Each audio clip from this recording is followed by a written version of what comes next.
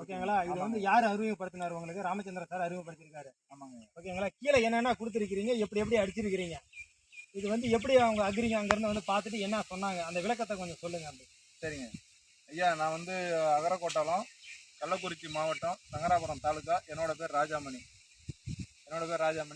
நான் 26 நாள் வரைக்கும் எனக்கு நான் செயற்கை உரம் தான் யூஸ் பண்ணேன். 26 நாளில் காம்ப்ளெக்ஸ் மட்டும் வச்சு இதுக்கு ஒரு தண்ணி விட்டேன்.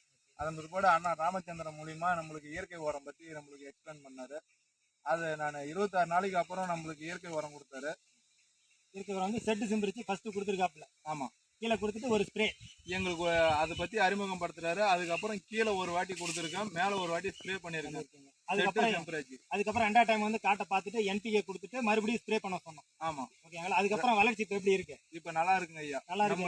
இப்போ அக்ரிங்க வருவாங்கல்ல, ராசி கம்பெனிலேருந்து வருவாங்கல்ல, மேனேஜர்லாம் இன்னைக்கு வந்து பார்த்துட்டு என்ன சொன்னாங்க? வேற பயிர் எங்களோட கம்பெனில இருந்து பார்த்தோம்னா குறைஞ்சபட்சம் அகரகோட்டால் கிராமத்தில் 60 ஏக்கர் பருத்தி விவசாயம் பண்ணியிருக்கோம் நம்ம கிராமத்தில்.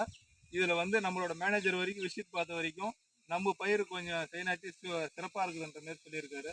மற்றபடி நம்ம ஒரு 11 நாளாக கிராசிங் பண்ணியிருக்கோம். ஒரு 10 காய், 8 காய், 9 காய் ஒரு செடிக்கு நிறுத்தியிருக்கும்.